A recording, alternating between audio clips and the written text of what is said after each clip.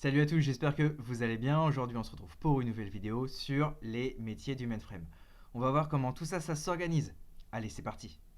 Alors, on est parti pour une nouvelle vidéo sur les métiers dans une MOE de type mainframe. Alors déjà, la première question qu'on peut se poser, c'est quoi une MOE? Alors tout simplement, une MOE, c'est la maîtrise d'œuvre.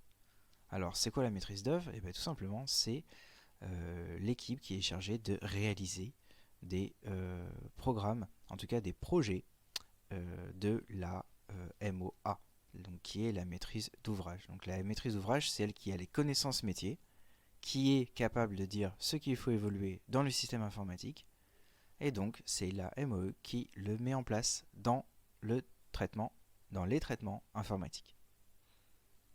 Alors, on va commencer tout en bas de cette fameuse diapo. Alors, en fait, le premier métier que je vais vous présenter, c'est le métier d'analyste développeur. Alors, le métier d'analyste développeur, c'est le métier que l'on fait soit en sortie de formation mainframe, ou bien tout simplement ceux qui ont un bac plus 5 en informatique, qui commencent généralement par ce métier d'analyse développeur. Évidemment, je dis généralement puisque il y en a qui sont directement dans les équipes MOA, donc pas insérés dans les équipes MOE. Arriver directement en chef de projet en mainframe, c'est assez compliqué. C'est réalisable, mais c'est assez compliqué. Voilà. Alors l'analyse développeur, je vous l'ai mis juste en dessous. Il est chargé de développer évidemment des programmes en COBOL, en SQL, en JCL. Voilà. Tout ça, ce sont des langages euh, dont l'analyse développeur doit connaître pour intégrer une maîtrise d'œuvre de type mainframe. Donc l'environnement, évidemment le 3270, donc le fameux écran noir. Donc ça, c'est dans 80% des entreprises, on utilise le 3270. De l'ordre de 20%, peut-être un petit peu moins, on utilise l'environnement Unix.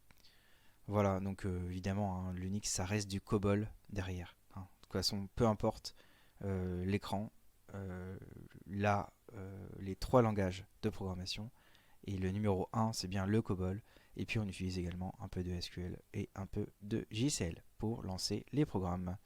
Voilà, alors l'analyse développeur, je vous ai fait une petite flèche, enfin trois petites flèches en partant de lui, puisqu'il est en contact permanent avec trois métiers.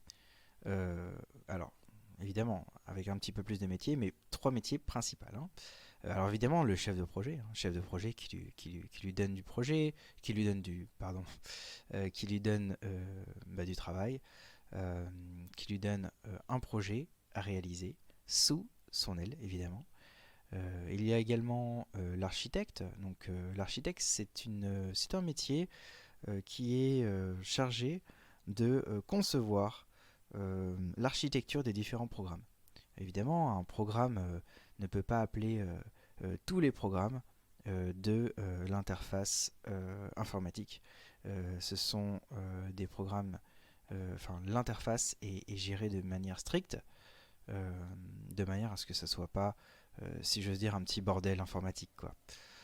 Alors il y a un autre métier qui est le relais ou les relais. Alors en général, ce sont des personnes assez expérimentées, euh, en tout cas plus expérimentées.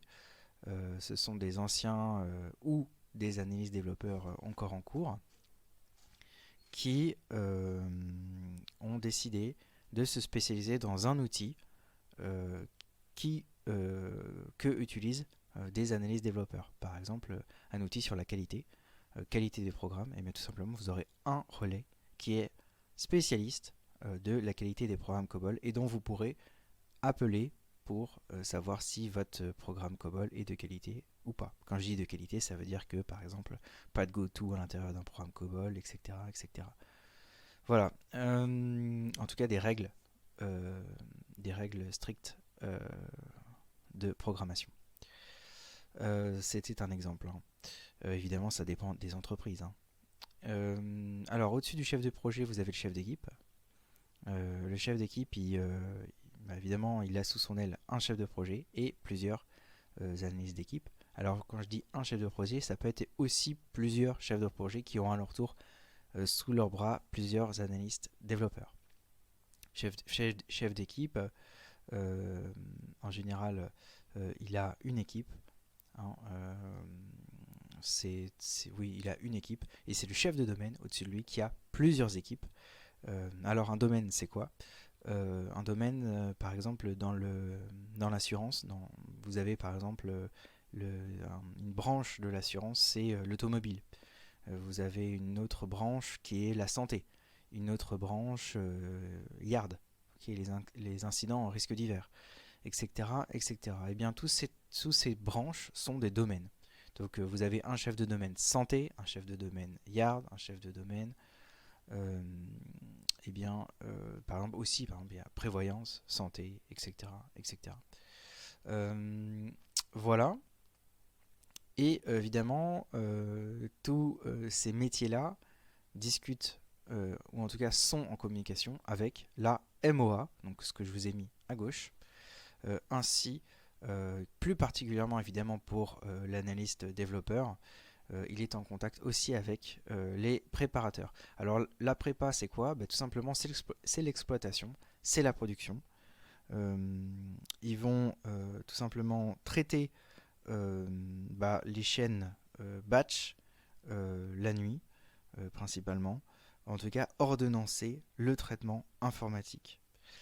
Alors j'oubliais une partie du métier d'analyse développeur, évidemment on en parlait tout à l'heure, le côté développement, mais il y a aussi le côté analyste. Alors, évidemment, hein, quand on arrive dans une structure informatique, tout le côté métier, les règles métiers, eh bien, on ne les connaît pas. Ça veut dire qu'on n'est pas un professionnel de l'assurance. Du coup, on ne sait pas ce qu'il faut coder, si vous voulez. Alors, évidemment, là, c'est un métier d'analyse développeur, ça veut dire qu'il y a un petit peu d'analyse. Évidemment, on va analyser l'existant, par exemple dans le programme, pour pouvoir ensuite le modifier. Donc en fait, ce sont des analyses de bas niveau, si j'ose dire. D'accord? L'analyse de haut niveau, de haut vol, sera fait par votre hiérarchie et bien entendu par et surtout l'AMOA. Voilà, j'espère que vous avez bien compris. En tout cas, si vous avez des questions, n'hésitez pas à les mettre en commentaire. Allez, ciao, bye!